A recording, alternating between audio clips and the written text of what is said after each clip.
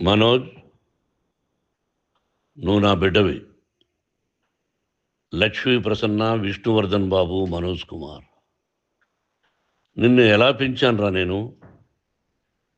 అందరికంటే నిన్నే గారాభంగా పెంచానురా. నీకే ఎక్కువ ఖర్చు పెట్టి చదివించాలని ప్రయత్నం చేశానురా. నువ్వు ఏది అడిగినా నేను నీకు ఇచ్చానురా. కానీ ఈ రోజున నువ్వు చేస్తున్న పని బిడ్డల గుండెల మీద తంతారంటారే, అలా తన్నేవరా. మనసు ఆవేదనతో కింగిపోతుందిరా. నేను మీ అమ్మ ఏడ్చుకుంటున్నావురా. జర్నలిజం ఉన్నది లేనిది, లేనిది ఉన్నట్టు రాస్తున్నారా. నువ్వు నన్ను కొట్టడం ఏంట్రా? నా బిడ్డ నన్ను తాకలా. ఇద్దరం ఘర్షణ పడ్డాం కొన్ని కారణాల వల్ల. ప్రతి ఫ్యామిలీలోనూ ఉంటాయిరా ఇవి. లేనివాడు ఎవరైనా ఉంటే ప్రపంచంలో ఒకరున్నారేమో, 1% ఉంటుందేమో. అటువంటి వాళ్ళ ఇంటికి వెళ్ళి కాళ్ళు గడిగి నిద్ర పూసుకోవచ్చు. భారత భాగవత రామాయణాలు చూసావు కదరా. ఏమిటిది? మీ అమ్మ ఎంత కుమిలిపోతుంది ఈ రోజున హాస్పిటల్ చేరింది. నీ వల్ల హాస్పిటల్ చేరుతాను. చూడు మనోజ్, నీకు అన్నీ ఇచ్చినా ఈ రోజున నువ్వు నా గుండెల మీద తనడమే కాకుండా అపకీర్తి తీసుకొచ్చావు. ఏదేదో రాశావు, ఏదేదో చెప్తున్నావు. కొంతమంది జర్నలిస్టులు ఉన్నది లేనిది, లేనిది ఉన్నట్టు రాసే వాళ్ళ తత్వం వాళ్ళకి ఎందుకంటే టీఆర్పీ పెరగాలి. ఇది వాళ్ళ నైజం.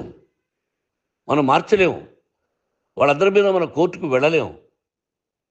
వాక్ స్వాతంత్రం అంటారు, ప్రజాస్వామ్యం అంటారు. ప్రజాస్వామ్యంలో కూడా కొన్ని హద్దులు ఉన్నాయి. ఇది నీకు తెలుసు అనుకున్నా. ఎంత మంచి నటుడివి నువ్వు. నీ భార్య మాటలు విని తాగుడుకు అలవాటు పడిపోయావు. వింటున్నావా మనోజ్?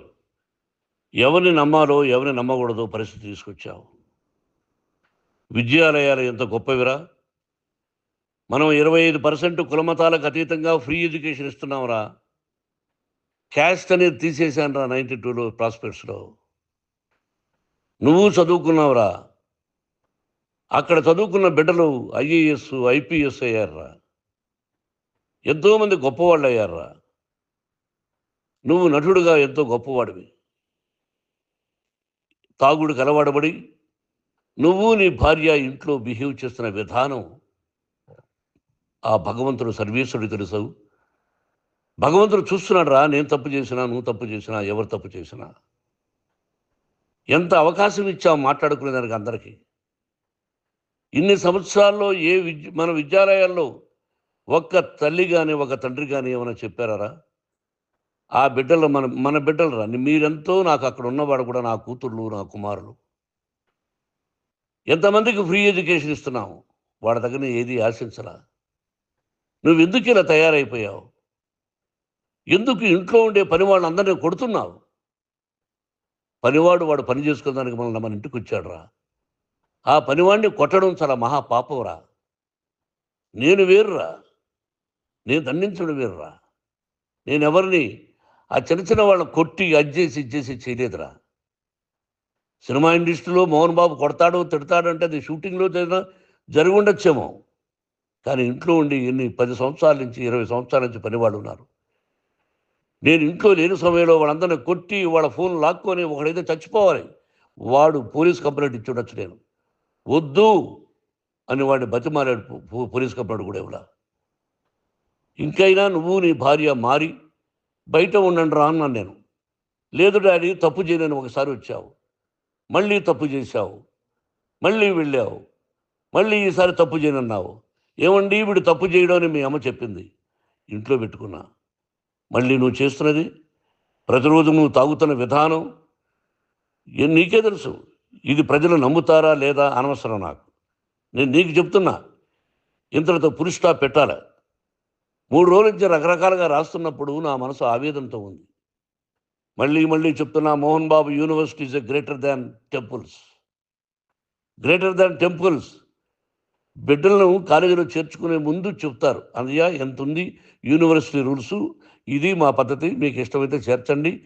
గవర్నమెంట్ బిడ్డలను గవర్నమెంట్ ఏమి ఇస్తుందో ఇంత పర్సంటేజీ వాళ్ళకు కూడా మీ దగ్గర ఎందుకు డబ్బు తీసుకుంటున్నామంటే దానికి అర్థం పరమార్థం చెప్పాము. దొంగతనంగా తీసుకోలేదు. ప్రతిదానికి చెక్కులు ఉన్నాయి. అది అకౌంట్ ఉంది. దానిలో తప్పులు జరిగితే డిపార్ట్మెంట్ ఉంది. కాలేజీలో ఇంకేదైనా తప్పు జరిగితే గవర్నమెంట్ ఉంది. ఇవన్నీ నీకు తెలుసు. ఈ రోజున ప్రపంచంలోనే నెంబర్ 1గా చేయాలని మీ అన్న కష్టపడి ఇతర దేశాల్లో నెంబర్ 1 యూనివర్సిటీ టైఅప్ చేశాడు. ఈ రోజు నువ్వు చేసిన విధానం ఏమిటి? నువ్వే ఒకప్పుడు నాకు ఇవి ఏమొద్దు నేను యాక్టింగ్ అన్నావు. ఈ రోజున ఏం చేస్తున్నావు? విద్యాలయాల మీద పడ్డావు. తల్లిదండ్రులు చాలా గొప్పవాళ్ళరా. కొంతమందికి డబ్బు కట్టలేకపోవచ్చు. కట్టని వాళ్ళకు కొంత సహాయం చేసాం. అంతా సహాయం చేయలేము. బ్యాంకుల్లో డబ్బు కట్టాలి. లెక్చరర్స్కి డబ్బులు ఇవ్వాలి. యూనివర్సిటీ బ్రహ్మాండంగా నడపాలంటే మంచి లెక్చరర్స్ కావాలి. ఇవన్నీ తెలిసి చేస్తున్నావురా 32, 33 సంవత్సరాల నుంచి. అది పక్కన పెడితే అందరినీ కొట్టడానికి వస్తావు. మీ అన్నం తిడతావు. ఒక వ్యక్తి వినయ్ గారనే ఆయన వ్యక్తి హెల్ప్ చేయడానికి వస్తే ఆ వినయ్ ఎవరు లజ్జాగుడికి చంపేస్తాను వాడు అన్నావు. ఇవన్నీ ఎంత తప్పురా? అంటే మీ నాన్నగారికి ఎవరు సహాయం చేయడానికి వస్తే వాళ్ళందరినీ లజ్జా కొడుకులు అంటావు. చంపేస్తానంటావు. మీ అన్నను చంపేస్తానన్నావు. చంపరా చూద్దాం మీ అన్న నేనే అన్నా. తాకరా నీ ధైర్యం ఉంటే అన్నా. ఎంతమందిని చంపాలనుకుంటున్నావు? ఎంతమందిని చేయాలనుకుంటున్నావు? నువ్వు ఏం సాధించాలనుకుంటున్నావు? ఆలోచించుకో. ఈ ఇంట్లోకి అడుగు పెట్టడానికి నీకు అధికారం లేదు. ఇది నా కష్టార్జితం. మా నాన్నగారు 10 రూపాయలు 10 పైసలు కూడా ఇవ్వలేదురా. మంచి జన్మనిచ్చాడు మా నాన్నగారు. మద్రాసుకు వెళ్ళి వీధుల్లో అడుగు తిన్నాను రా. ఒక పూట కూడా భోజనం లేకుండా అడుగు తిన్నాను రా. న్యాయంగా మోహన్ బాబు తిడతాడు కొడతాడంటారు కానీ మోసగడనం లేదురా. నీట్ పార్లమెంటేరియన్గా బయట వచ్చాను రా. నువ్వు నా పరువు ప్రఖ్యాతులు మంట కలిపావు. ఏమిటి నేను చేసిన అన్యాయం? నీకు జన్మనిచ్చాను. అదా నేను చేసిన పాపం. అందుకే ఇది నా ఇల్లు అన్నావు నువ్వు. నీ ఇల్లు కాదు. నీ కష్టార్జితంతో నువ్వు సంపాదించుకున్న ఇల్లు నీది. ఇది నా డబ్బు, నా కష్టార్జితం. నా కష్టార్జితంలో నేను పిలిస్తేనే మీరు ఇంట్లోకి రావాలి. అటువంటిది పోగొట్టుకున్నావు నువ్వు. ఆస్తులు అంటావా? ముగ్గురికి సమానంగా రాయాలా లేదా అది నా ఇష్టం. ఆస్తులు ఇస్తానా, లేకపోతే గంగపాలు చేస్తానా, లేకపోతే ఎవరికైనా దానధర్మాలు చేస్తానా, అది నాకు సంబంధించిందిరా. నా కష్టార్జితం రా. మీరు చేస్తున్న విధానం గుణగణాలు కావాలరా. మందు తాగచ్చురా. ఎంత తాగాలి? నేను కూడా 1 or 2 పెగ్స్ తీసుకుంటా. ఇది తప్పు కాదు, జనానికి తెలియాలి. నా డబ్బు ఇది. తాగి ఎవరిని కొట్లా. తాగి నేను తింటున్నా. అది ప్రజలకు అక్కర్లా. నేను తప్పు చేస్తేనే ప్రజలకు కావాలా.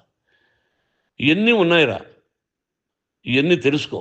జర్నలిస్ట్ సోదరులారా, మీకు నా గతాన్ని తెలుసు, నా భవిష్యత్తు, నేను ఎక్కడి నుంచి వచ్చాను కూడా మీకు తెలుసు. ఈ రోజున మీరు రాస్తున్న విధానం, నా బిడ్డ నన్ను కొట్టాడన్నారు. ఎంత తప్పు. ఈ రోజున నా బిడ్డ మీద కోపంతో అవును చెప్పచ్చు. కాదు, వాడు నా మీద చెయ్యెత్తలేదు. నేను ఘర్షణ పడ్డాం. ఘర్షణ వేరు, కొట్టుకోవడం వేరు. గాయాలతో హాస్పిటల్కి వచ్చి కుంటుకుంటుగా నడిచాడు. మళ్ళీ ఏమని పోలీస్ స్టేషన్కి వెళ్ళి చెప్పాడు. ఎవరో 2 ఉన్నారు, వాళ్ళిద్దరూ నా మీద దాడి చేశారన్నాడు. నా ఇంట్లో పనిచేస్తున్న వ్యక్తుల గురించి పోలీస్ స్టేషన్కి వెళ్ళి చెప్పవలసిన అవసరం అతనికి లేదు, హక్కు లేదు. పోలీస్ డిపార్ట్మెంట్ కూడా తెలుసుకోవాల్సిన విషయం. నా ఇంట్లో ఉండే వర్కర్స్ మీద నేను కంప్లైంట్ ఇవ్వాలి. నువ్వు పర్మిషన్ లేకుండా నా ఇంట్లోకి నువ్వు చొరబడి ఈ ఇల్లు నాదంటూ ఇంట్లో పనిచేస్తున్న వర్కర్స్ మీద కంప్లైంట్ ఇచ్చావు. అది ఎంతవరకు పోలీసు న్యాయమో రూల్సో చూద్దాం. పోలీస్ డిపార్ట్మెంట్ ఇంటికి వచ్చింది. వాళ్ళకి రాశాను ఉత్తరం. అయ్యా, నేను సీనియర్ సిటిజన్ని, నాకు రక్షణ లేకుండా ఉంది. నా బిడ్డ వల్ల నా ఇంట్లో నుంచి నా బిడ్డను పంపించేసి ఇది నా ఇల్లని. వాళ్ళు నాకు సమాధానం ఇవ్వలేదు. ఇవ్వకపోగా ఎవరిని పట్టించుకోలేదు. ఇప్పుడు పోలీసు వాళ్ళు వచ్చి ఏమండి రూల్స్ ప్రకారం నా బిడ్డ ఇంట్లోకి రాకూడదంటే మాకు హయ్యర్ అథారిటీ వాళ్ళు ఫోన్ చేశారు. మీరు ఎవరిని స్టాప్ చేయొద్దండి, బయట నుంచి ఎవరైనా వస్తే వాళ్ళని స్టాప్ చేయండి అన్నారు. 2 రోజుల నుంచి 10 మంది 20 మంది వస్తున్నారు. వాళ్ళు అలా చూస్తూ నిలబడ్డారు. వాళ్ళు ఫోటోలు తీసుకున్నారు. వాళ్ళ మీద మళ్ళీ వదిలేస్తున్నారు. ఎవరిని నిందించాలి? But I give respect to the police department. వాళ్ళకి ఏ అధికారి ఫోన్ చేశాడో, ఆ అధికారికి ఏ పొలిటీషియన్ చేశాడో అది వాళ్ళకే వదిలేస్తున్నా. కాబట్టి వాళ్ళు పోలీస్ కంప్లైంట్ ఇచ్చినా కూడా మేము సంబంధం లేదని అంటున్నారు కాబట్టి నేను నా బిడ్డను నిన్ను నాపు చేస్తున్నా. నువ్వు ఇంట్లోకి వచ్చే అధికారం నీకు లేదు. నువ్వు వచ్చి నీ బిడ్డను తీసుకెళ్ళు. సంతోషం. నువ్వు రాలేదు, నీ బిడ్డను జాగ్రత్తగానే చూసుకుంటావు. Take care your daughter, that's all. మీ అమ్మ హాస్పిటల్లో అడ్మిట్ అయింది. రేపో ఎల్లుండో మీ అమ్మను పిలిపించి బాగైన తర్వాత ఇదిగో నువ్వు నీ కొడుకు బిడ్డను తీసుకెళ్ళి వాడికి అప్పచెప్పని చెప్తాను పోలీసు వాళ్ళ ఆధ్వర్యంలో. ఇది 100% జర్నలిస్టు సోదరులారా, పులి స్టాప్ పెట్టండి. మీకు కుటుంబాలు ఉన్నాయి, మీ యజమానులకు కుటుంబాలు ఉన్నాయి. మీ కుటుంబాల విషయాలు, మీ యజమానుల కుటుంబాల విషయాలు మేము ఎవరు జోక్యం కలుగు చేసుకోవాలా. మేము నటీనటులం. మాది తప్పుంటే నటుడుగా నన్ను ఫెయిల్యూర్ అని రాయండి, నా నటన బాగలేకపోతే రాయండి. బట్ ఇంటి లోపల సందులో నుంచి చూస్తూ తప్పు చేస్తున్నామని ఉన్నది లేనిది ఉన్నట్టు రాయకండి. మీకు నా హృదయపూర్వక నమస్కారాలు. ఇన్ని రోజులు హృదయపూర్వకంగా ఎంకరేజ్మెంట్ చేశారు. ఆ ఎంకరేజ్మెంట్కు నమస్కారం చేసుకుంటూ I love you all. I love you police department. మీరు న్యాయంగా ధర్మంగా నడుచుకోండి, ఎవరికి తొత్తుల్లాగా ఉండొద్దండి అని మనవి చేసుకుంటూ నేను సెలవు తీసుకుంటాను. Thank you very much for all the journalist. ఇక్కడ పులి స్టాప్ పెట్టండి. Thank you very much.